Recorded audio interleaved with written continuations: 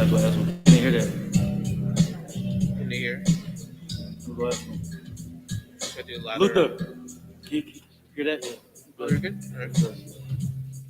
All right, so I turned the mic all the way up. Okay. Hopefully I don't get too much feedback, right? Yeah, so right now I don't know that happen. Okay. All right, so here's the mic volume, master volume. Gotcha. You said the mic volume is there. Here's the speaker volume. Okay. All right, because this is live streamed. All right. All right, cool. Thank you.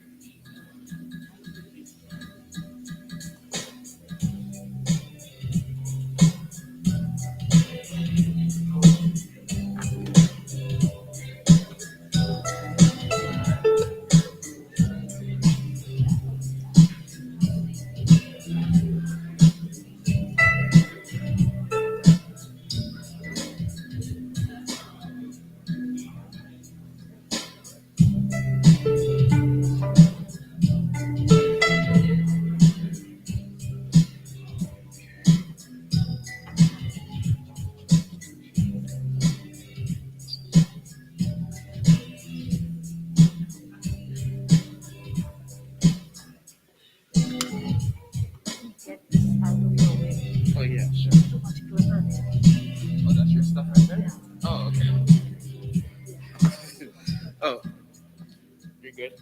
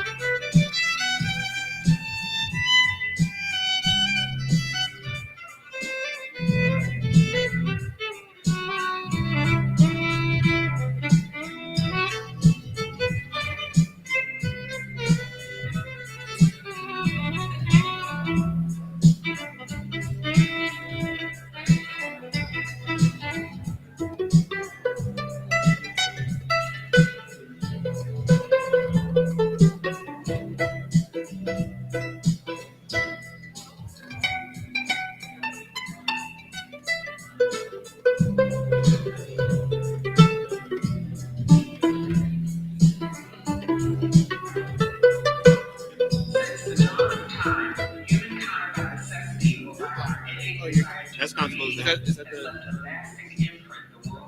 Continue. okay? How long before I'll give you a cue. you're just gonna signal me or yeah? Okay.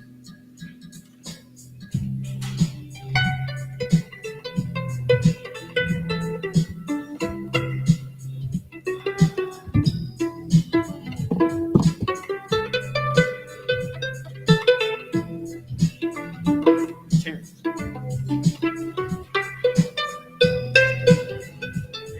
Since the dawn of time, humankind by necessity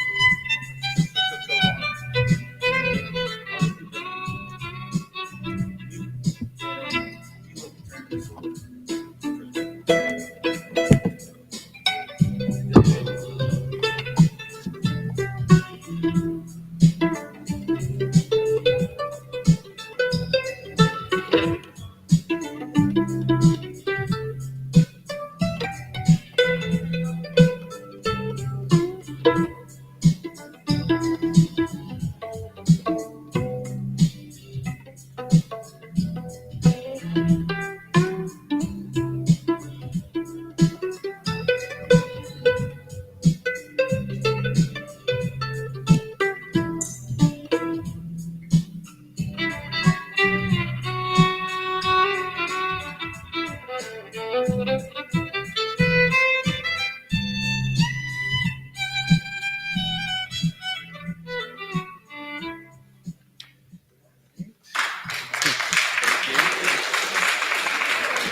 good. You're good. Okay. Good afternoon, everyone. Welcome to the bicentennial celebration and ceremony celebrating the 20th anniversary of our undergraduate architecture program here at Morgan State University.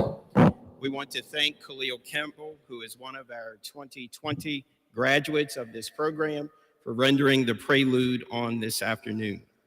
Khalil is now an intern architect in the firm CI Design Incorporated, located in Harbor East. Thank you again, Khalil Campbell.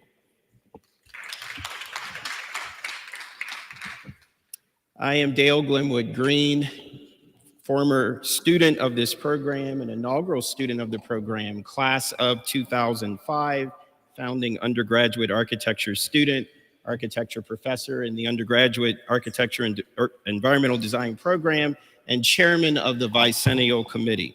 I greet you on behalf of the bicentennial committee.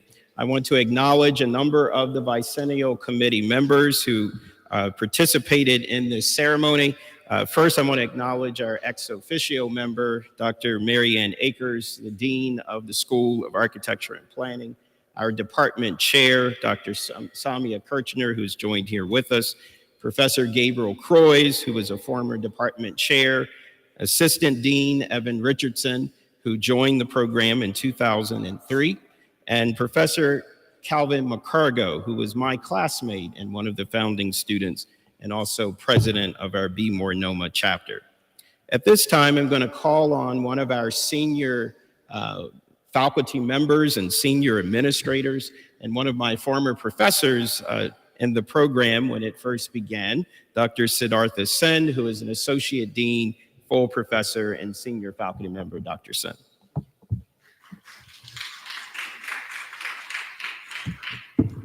Thank you, Dale, for your kind words. When we began this program, I have to give you a little bit of history. Mr. Mitchell, who was the director, we were an institute at that time. And Mr. Melvin Mitchell was a well-renowned Black architect. He had joined as a director. And he had said from the first day that this whole thing was conceived by another, eminent architect who was the director over here too.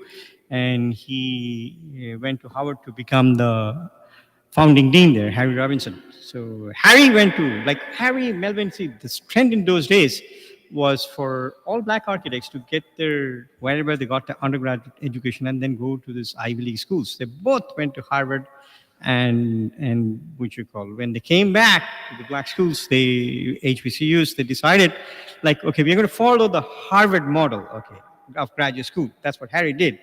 Now, what Mr. Mitchell realized is that's not going to work over here, because we hardly had 30 or 40 students walking in, and we had to combine studios and struggle to justify our existence and things of that sort, and we would remain an institute forever. There's no way that we could ever become a school. So it's interesting. Mr. Mitchell is the kind of person who did everything by himself. I feel very privileged that he called me into his office one day and discussed this plan with me and said, what do you think, Dr. Sen? Which tells me that he had a lot of respect for me. He never usually consulted people on whatever he did. And he said, I want to make this into school, and what I want to do is to form this undergraduate program. His vision was this. It was not a standalone program that he was thinking of. He thought that this was a pre-professional degree, and what this program was going to do is to act as a feeder to the graduate programs, okay? That really never happened in that sense. There is it feeds into the graduate architecture program. It never feeds into landscape architecture or architecture. But then, we have had a lot of undergraduate students who have gone out, worked for 2 years, and come back and done planning and things of that sort. Anyway, that's how it was started. And we didn't have much faculty. I still remember it was initially run by people very eminent architects and which we call practicing architects and people of that sort. So there was somebody called Paul Taylor who later became the director of the program. Then there was Professor Barbara Mubarak. There was Yvonne Taylor. Then Geraldine Pontius. Then there was this person, Curtis Charles, who actually even became the president of a school, of a university. So he also ran the program. And I was fortunate enough to have the Dale as one of my first students, and I was so impressed. I told him, like, you got to go and get a master's degree. And he went to I still remember writing a recommendation. In those days, nothing was online. I had to actually write the letter and mail it. So I encouraged him to go to University of Illinois, and he got his master's from there. The first one, actually, from this program to get a master's. I'm very proud of him, of what he has achieved and things of that sort. I just looked at his drawings and his analysis, and I used to teach this urban development of Baltimore course, and not the way Dr. Campo teaches it. It was all design-based. I looked at his analysis, I looked at his sketches, and said, well, this kid has got talent. And you know, so it was a very good batch. We started, believe it or not, we started with 9 students. We started with 9 students, all this part-time faculty, and look at it today. 219 students, 8 faculty members. It has come a long, long way. The reason we are a school is because of this program. It has seen phenomenal growth. And it has done a lot. I mean, like, you know, you are recognized, like some of you have got planning jobs, architecture jobs, and some of you don't even have to have a master's degree to do that. That shows where it has gone in all these 20 years. So we have made significant progress, and I'm excited that we have crossed 20 years and hope we will be here for 100 more years. I won't be around. I don't expect to be around for 100 more years, but this will become the best program. It is already one of the best programs in the city of Baltimore. It does, like the type of design you do and things of that sort, like with inner city and things of that sort, is a significant contribution to the architecture of Baltimore, and I think that will continue. And you are in a great program, and what you should be very proud of it, but consider going to graduate school. You don't have to go here if you don't want to be in the same school, but you can. I mean, many of our students have gone to Yale, Harvard, where not, everywhere, and done very well. So I expect you to do that. You're a bright bunch of people, and I hope that one day you will become shining architects. Huh? Thank you.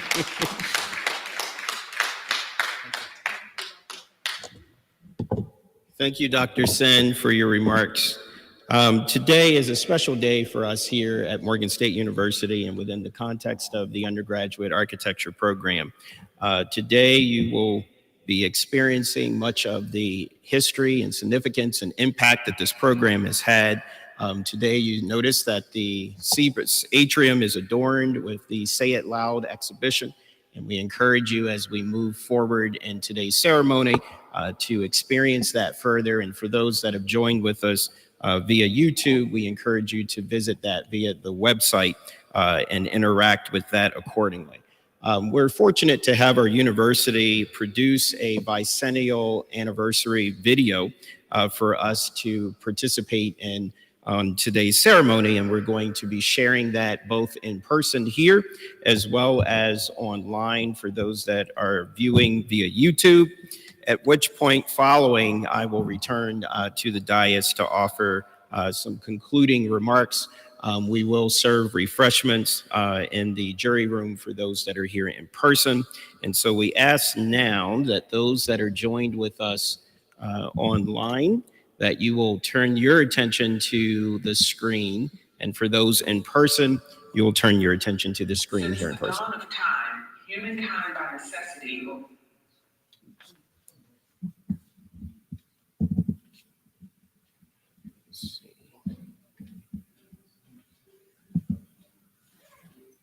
Since the dawn of time, humankind by necessity or by our innate desire to create has left a lasting imprint the world over.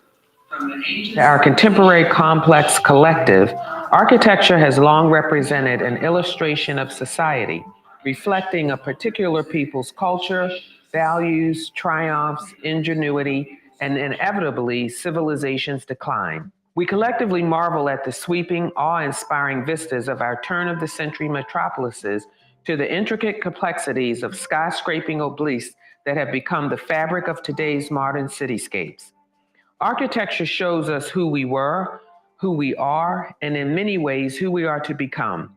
It represents humanity in all of its diversity, bringing together in solid form art, design, building, and much more, creating the poetic balance of aesthetics with the exacting lines of proportion and structure. This is architecture.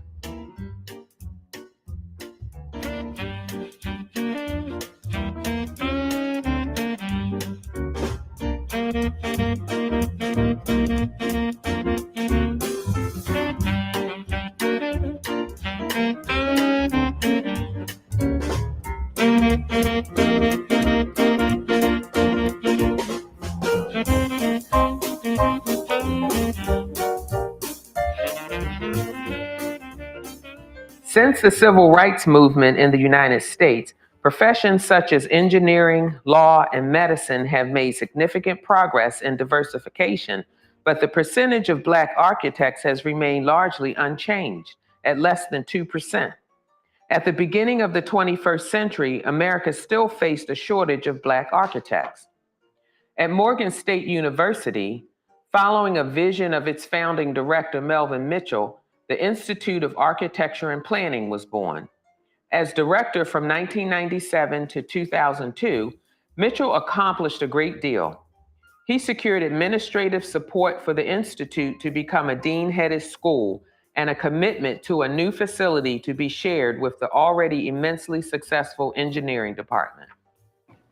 So I took mechanical drawing, was able to do very well at it, placed third in a prestigious citywide contest, and it introduced me to the world of architecture.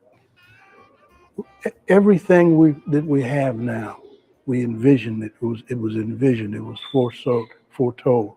And so the most fulfilling thing was the opportunity to actually bring that vision to its fruition and to what it is today, and including this building, and the idea that the building, when you walk into the building and you look at the plaque and you see who the architects were, Howard, Kaplan, and Mock, and a brilliant Black firm, the Freelon Group. Even things like that, we began to, start putting in motion and saying that that's the way it had to be. Things really took off when Dean Akers came in, and she just took it all sort of to the hoop, you might say. Seeing this precisely as Dr. Richardson had hoped, that this is the Baltimore School of Architecture. A couple of months or so ago, I asked Dean Mary Ann Akers to engage a couple of students in the School of Architecture and Planning and coming up with a concept for the rethinking of a couple of the neighborhoods that abut the campus. And you can see here the evidence of that kind of thinking. And what I'm so impressed with is that these students realized that they needed to listen to the neighbors and listen to the communities. And so they have incorporated great listening sessions into their design work. What really drew me to Morgan was this sense of community, specifically because Morgan is an HBCU, and the emphasis on nurturing the students who are at the school. So that's what really drew me to Morgan. Morgan's really promoted this exploration of architectural interests. The people who are here, the faculty specifically, allow you to, number one, tell them what you're interested in. Number two, try to figure out what it is that they can do to help progress that interest. And number three, push this emphasis on self-exploration when it comes to whatever your architectural interests are. So for me specifically, I've had interest in architectural technology, historic preservation, and community engagement.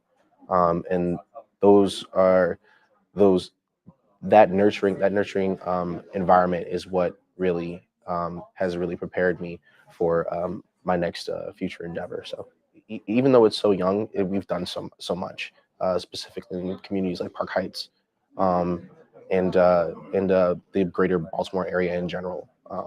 It's funny because like when you say Morgan, people respond to Morgan differently than they would other universities in the city when you go into community engagement practices, because there's been an emphasis on involving the community in design work, which is something that is major, specifically in Baltimore, at least from my opinion.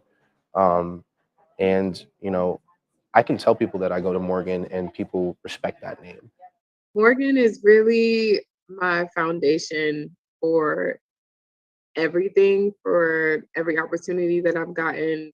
Like there was a culture of everyone helping each other. I was blessed to have a foundation in like construction and understanding how buildings are actually built. Like there's a lot of schools that focus on theory or they may focus on aesthetics.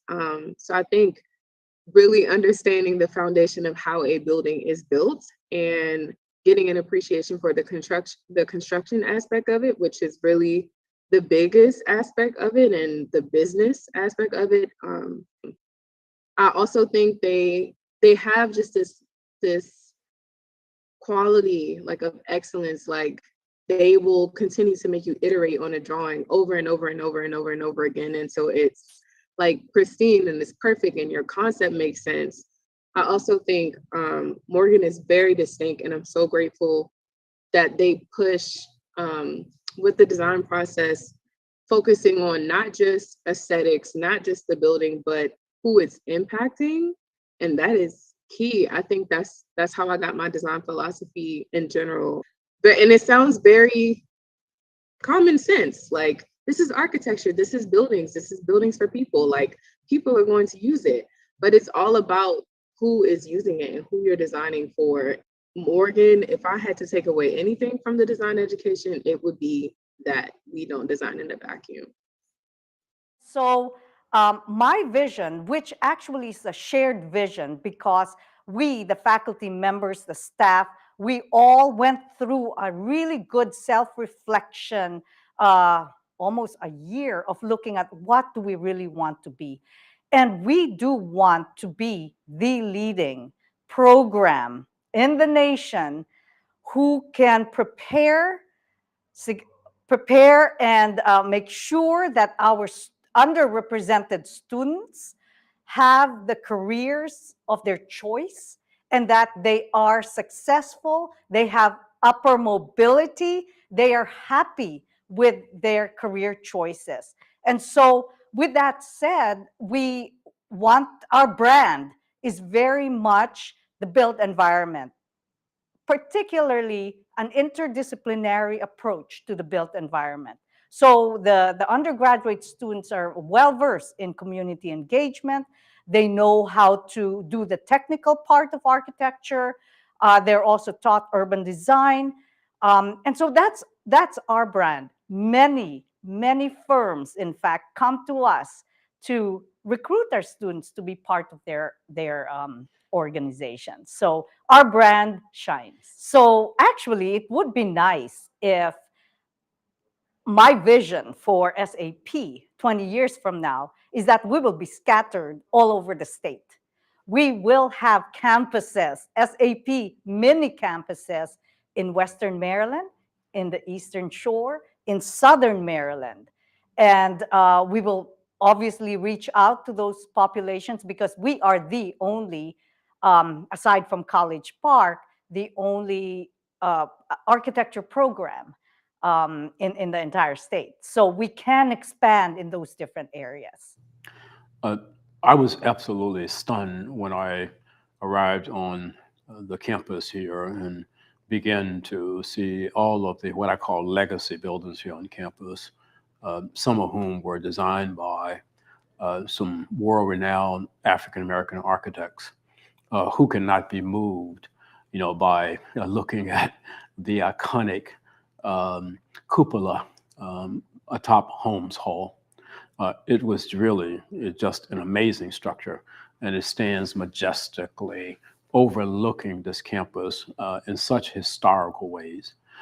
And so as I began to notice a couple of the newer buildings on campus at the time, the library, the student center, the communications building, it seems that there was emerging a theme of contemporary architecture that would not be in a kind of a design fight with the historic buildings on the campus. And I began once again to see how a campus that was in its early stages of trying to figure out how to build new facilities could do so and still at the same time carry some of the kinship of the historic buildings into that new design. What I've been so impressed with here at Morgan with our School of Architecture and Planning is a couple of things. Number one, the amazing professors that we have at Morgan, world-class in every respect, who have a great admiration for the mission of Morgan, high passion for the institution, and are committed to ensuring that students who come to Morgan have a good understanding of the social fabric that has formed Baltimore City, the larger cultural aspects of the community writ large, and that is reflected in their studies here. And so our students here are really what I call architectural social reformers, that they are able to, once again, weld together both the craft and the practice of architecture, with the history and the, social foundations, if you will,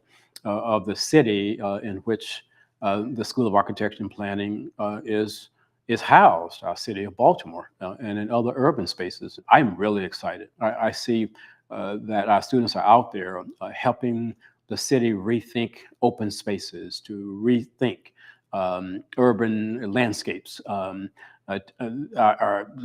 school is at the forefront of leading efforts to think about, smaller, technologically efficient homes, particularly for elderly citizens. They are usually at the front lines of like Artscape Baltimore. And they are very, very passionate about their designs. And they basically, I think, bring an understanding of architecture that I think is laced in the humanities, that's laced in the liberal arts, that's laced in the history of place. And I think when you put those things together, when you have students who are critical thinkers and who really are not running away from history, who are not running away from humanities, who are not running away from art, and are able to, in a lot of ways, infuse that into their design, you have, once again, the making of world-class architects, and that's what we have here in Morgan. Hello, I'm Pascal Sablon, Senior Associate at IJ Associates, President-elect of National Organization of Minority Architects, AIA New York Board of Director, AIA National Strategic Planning Committee member, and AIA National Secretary Advisory Committee, as well as the founder and executive director of Beyond the Built Environment, an organization that really focuses on advocacy. And in this moment, I am also a huge fan of Morgan State University's undergraduate program. I want to take an opportunity to congratulate you on 20-year legacy of great work, of creating, of nurturing, and developing great architects to come into our profession. Architecture has an important process and an important role of pushing for justice through the built environment. And that's not just the projects we create, but it's in the process in which we do so. So at Morgan State, you all have learned a great deal of information about conceptual development, about community engagement, that will allow our voices to be a relevant profession to those efforts. We are not just about the brick and mortar. It's not about the design and the structure. but it's about understanding how we engage the greater society in that process, how we embed their culture, their identities, their aspirations, and reject their fears through architecture, through design. Be inclusive, not just in the makeup and the diversity of the team, but inclusive of all the voices that are compacted by our work and our efforts. Clients is not just the important voice, it's all the important stakeholders and pundits that have a role in the way our projects will develop and braid into society at large. I applaud you for your great work. I'm proud of you for this important program and seeing it through. And I also encourage you to continue to move the mission forward and to herald the great knowledge you've learned at Morgan State University and push it through your career as you move forward. Again, I am so proud of you, so proud of this program, and so proud to be part of your community. And congratulations again, and look forward for an amazing future 20, 50, 1,000 years of this incredible program. Thank you. Congratulations, BS in Architecture and Environmental Design program. We have come a long way. I remember in early 2008, when I became the founding dean for the School of Architecture and Planning, we only had 70 students in the program. Now we have a whooping 230 plus. Sometimes we reach 250 plus students. So we're talking about a really, really significant growth. Thanks to the leadership for the Architecture and Environmental Design program. It started with, of course, when I came in, Suzanne Frazier was the program director, and then Gabriel became the department chair, and Pavlina Ileva was the program director, and then it went back to Suzanne Frazier, and now Samia Kirchner. Great job, team. Congratulations. 20th anniversary for the Aaron program. Thank you. Yeah, I might look out 10 years or 20 years. And where would I see the School of Architecture and Planning? I see the School of Architecture and Planning here at Morgan, simply stated, leading the future.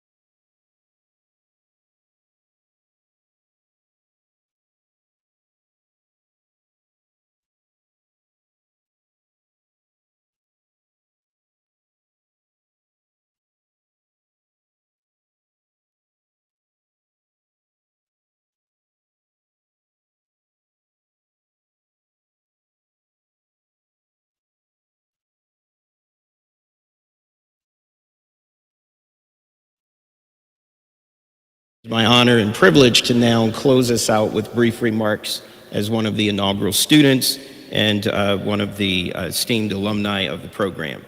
As I've mentioned, I'm Dale Glenwood Green, a class member of the class of 2005, one of the founding undergraduate architecture students, and a professor of architecture in the undergraduate architecture program, and chairman of the Bicentennial Committee.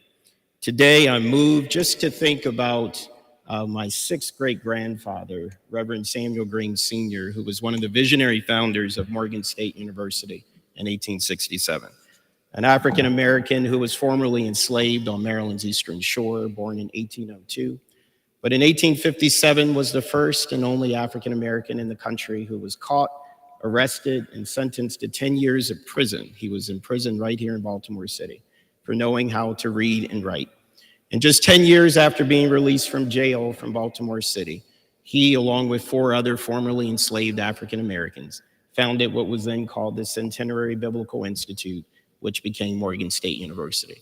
Little did he know that his 6th great-grandson, Dale Green, would come along and become a founding student of the architecture program in the state of Maryland. And so I stand before you today, of course, as a direct descendant of one of our visionary founders, but also as one of the original 9 students who was privileged to come into this program. I bring you greetings on behalf of all of my former classmates and the alumni of this program. And I greet everyone that's here in person and those that are on YouTube. Today is indeed a time for all of us to be proud, a time for us to learn, a time for us to discover, and a time for us to remember. We have assembled to pay homage to this bicentennial 20 years during this I Love Morgan Week. What a better way for us to show how much we love Morgan, our beloved national treasure, and our beloved Fair Morgan. All week long, members of this community, Morgan State University, will be expressing their love of Morgan. They will be donned with orange and blue, and they will show their love for Morgan. But today, we, the Morgan State University Undergraduate Architecture Program, show our love for Morgan State University's program. I truly love that my aspirations since age 12 to emerge in architecture were fulfilled by my experiences here at Morgan. 18 of the 20 years of this program, I've had experiences of being affiliated with Morgan. 4 years as an undergraduate student and 14 years as a professor in architecture. Truly rewarding years. My tribute to this 20th, my student experience. 20 years ago, in 2001, I came to Morgan State University as a 19-year-old from Maryland's Eastern Shore. Not knowing I would inaugurate the first undergraduate program here. In fact, I thought Morgan already had an architecture program. And those that met me here on the campus initially met me right over in this building, the School of Engineering, because there was so much confusion about where this new architecture program was, which you'll hear about shortly. The 9 students who were my classmates, one of which was Professor Calvin McCargo, a charter member of now Be More Noma and its current president. The undergraduate program founder, who many of you were able to see now through the video, Melvin Mitchell, a fellow of the AIA, was the director of the then Institute of Architecture and Planning, which is now, of course, the School of Architecture and Planning. When I was a student, he was just finishing his book, The Crisis of the African American Architect, which is a book I would commend to you. He also followed in the footsteps of the late Dr. Homer Faber, who was a civil rights activist and a Morgan educator, who really planted the seeds in 1956 before there was even a program in architecture at University of Maryland College Park. Those seeds were planted here. Our inaugural program director of the Bachelor's of Science in Architecture and Environmental Design was Paul Taylor, an African-American architect, who taught us all of the classes until we had adjunct faculty and until faculty members like Dr. Sen from the graduate programs began to teach us. Our first 2 professors I can remember very vividly. In fact, Professor Yvonne Johnson was responsible for me getting really acclimated in Baltimore City, as she gave me one of my first clients, which happened to be her brother. And I designed several row houses actually as a student for her brother, who owned multiple properties here in this city. And Professor Geraldine Pontius and other Institute of Architecture and Planning faculty, such as our senior member, Dr. Siddhartha Sen, who is a faculty member then in the planning department. And he taught us the Baltimore Urban Development course, which is a course that is still on our books that many of you have taught. And we often remember, Dr. Sen, how you sent us out, and I share it often with the students, to Pennsylvania Avenue. And many students today don't have such community engagement opportunities on Pennsylvania Avenue as we did. But nevertheless, Dr. Hazel Edwards also taught us urban design. Many of the students are in urban design now. And we also focused back then as well on Morgan's campus and a lot of its development. We had professors from landscape architecture, Dr. Claudia Phillips and Professor Yasmin Fazard, Professor George Hill. They all were in the landscape architecture program, but they taught us right here in the program in which you all are all in. Dr. Herschel Reed Morris taught us real estate development. Professor Barbara Mubarak, architectural history and historic preservation. Professor Lloyd James taught us communication skills. At that time, SketchUp had just come out, and we all were very excited to learn to use SketchUp. And I think at that time we were learning AutoCAD, maybe 14. I can't quite recall, but there was no Revit, of course. And Professor Mahendra Parekh, who taught us freehand drawing and sketching. Dr. Reginald Armory, who taught us structures and was a member in the civil engineering department. And Dr. Curtis Charles, who taught us research and critical thinking and design, and ultimately became the program director. At that time, as students, we had the opportunity to interview the new director of the Institute of Architecture and Planning that was coming in, Dr. Richard Lloyd. And that was a great experience for us. At that time, we were also fortunate to gain a new member, Mr. Evan Richardson, who became the first retention coordinator in 2003 and was one of our most closest contacts in the program. We were at that time in Montebello, and most of you do not frequent Montebello at this time, and most students going forward will have less experiences with Montebello as the new Tyler Hall building has been complete. But our entire program was in the morgue of the Montebello building. The Montebello building was the Sydenham Hospital of Communicable Diseases. I want you to just think on that. And yet we, as students, became architects out of a morgue. And you today, of course, have the CBIS building, which is a far stretch from having all of your classrooms contained almost in a singular morgue.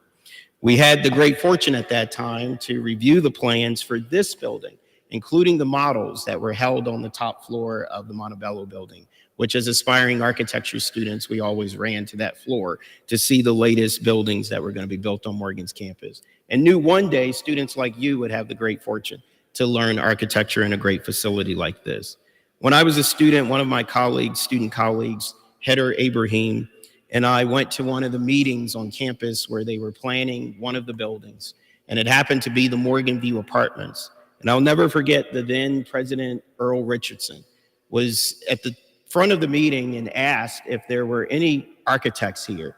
And I think he was joking because the architects who had designed the building had an accident and could not make the meeting.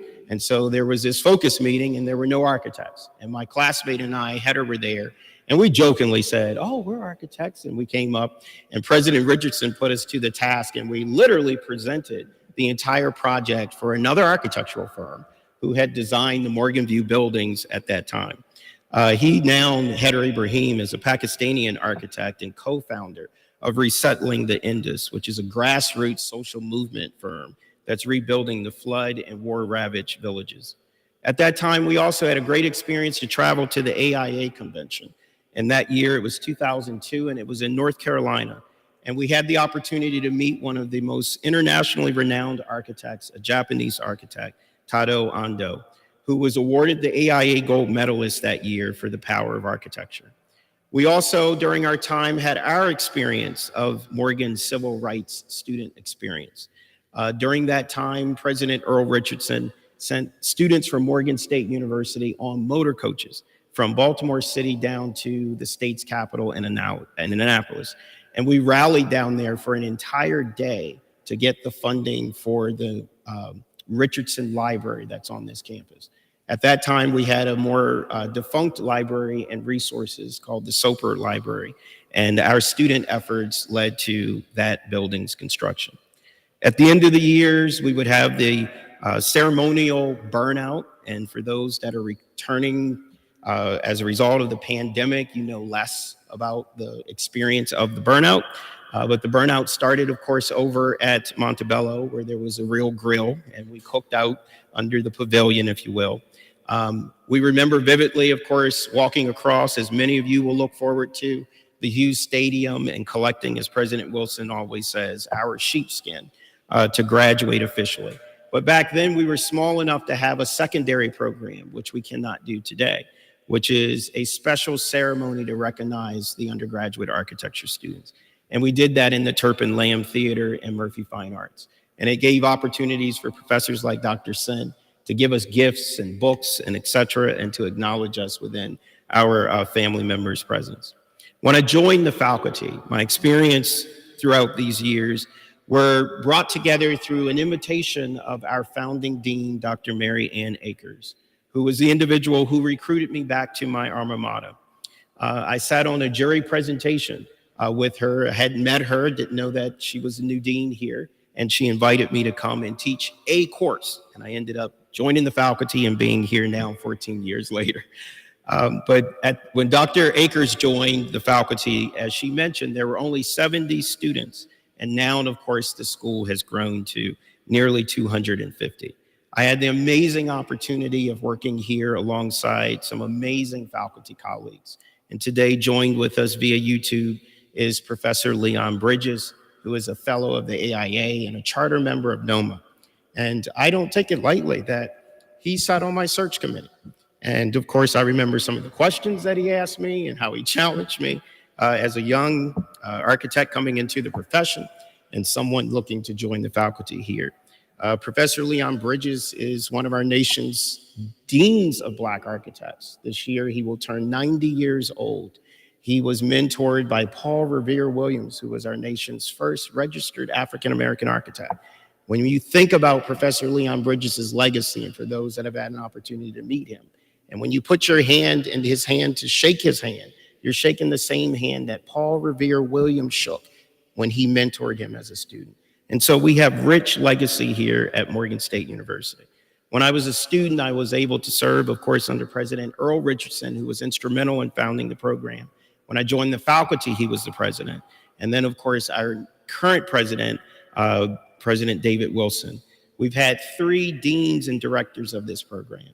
Professor Mitchell, who you saw, Dr. Lloyd, who many of you not had the opportunity to meet, and our founding dean, Dr. Akers, and 6 program directors and chairs, Professor Paul Taylor, Professor Curtis Charles, Professor Gabriel Croys, Professor Pavlini Alavia, Professor Suzanne Frazier, and now Professor Samia Kirchner. We opened this building in 2012, CBIS, the Center for the Built Environment and Infrastructural Studies, a state-of-the-art facility, a green building, and a building that was designed by local firm Hord Copeland Mock, who hires a number of our graduates, and designed by the late Phil Freelon, a noted African-American architect. Today, students here can study abroad via the AIA Baltimore Morgan State University Travel Scholarship, which is designed to provide more than $3,000 to undergraduate students in architecture to go anywhere in the world to research architecture. Today, you are able to be interned, and many of our graduates are employed with the world's largest architectural firm, Gensler, both globally and locally, in both private practice, government, and the academy. Today, you can explore not only a bachelor's, but right here, you can advance even to the PhD level starting this fall. You can study in areas of design build, interiors, construction management, historic preservation, landscape architecture, planning, and the study of Black architects. Today, students have scholarships, and many of you that we see here have scholarships through the Claire Adams Honors College, both Douglas Scholars and Tubman Scholars. And some students have even been awarded the AIA Diversity Advancement Scholarship, which was started by Professor Leon Bridges. And Zalukia, who may not be here, was selected as one of the recipients of that transformational scholarship of $20,000 per 5 years.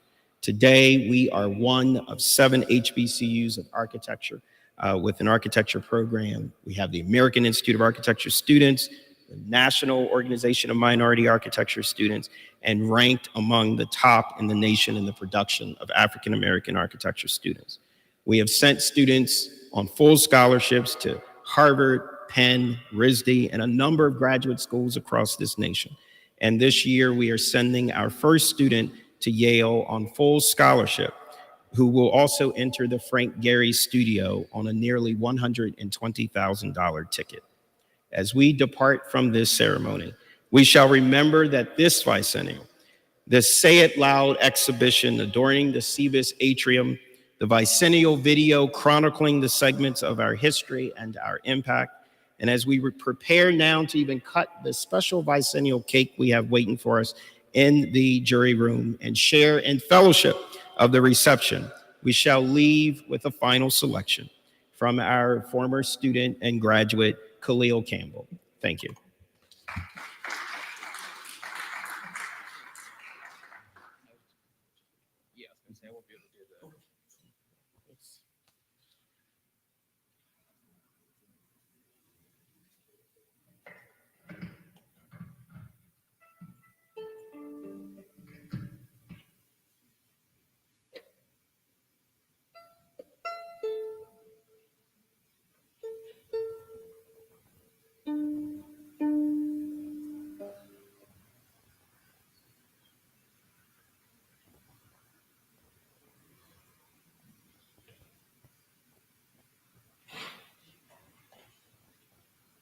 Is Terrence here? Yeah, I need Terrence.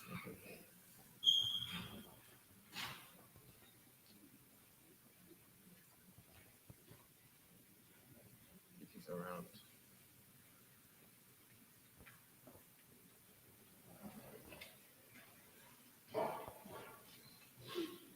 Just want to make sure that the levels are fine. So that, yeah. Yes. I think I'll be fine.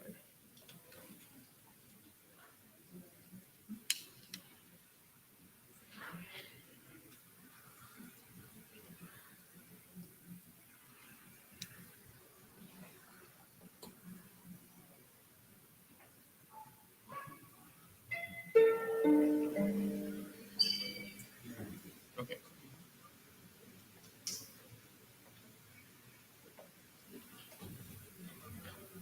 Yeah, I think I'm good. I just wanted to make sure that the levels were fine.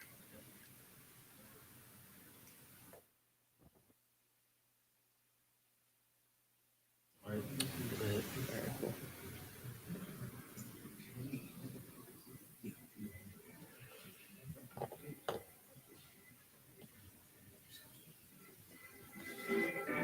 I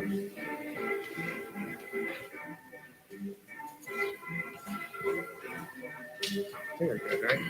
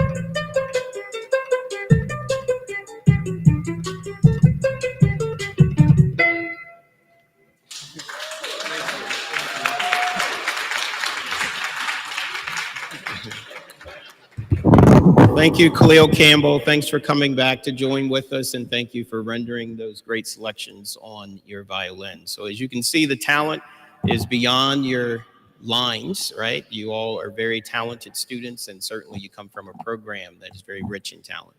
At this time, we're going to move towards the jury room, and we want to cut the ceremonial cake, and then we want to partake of the food that is made available to us. And we ask that you also take in further, as we said, the experience of the Say It Loud exhibition. For those that are unaware, Pascal Sablin, who you heard from, is the youngest African-American to be elevated to the College of Fellows. And so we're very fortunate to have her have joined with us virtually to have this traveling exhibit here on display at one of the 7 HBCUs of architecture in America. And so today we want you to spend time with that exhibition. And of course, we're going to have refreshments immediately following this. But when you come back out, of course, you should fellowship with one another, take in what has transpired here today, juxtapose what will happen all of I Love Morgan Week. So again, let's move towards the jury room, and we're going to cut the cake. I don't know if we have any candles, but we'll have a countdown. We'll have a ceremonial cake cutting.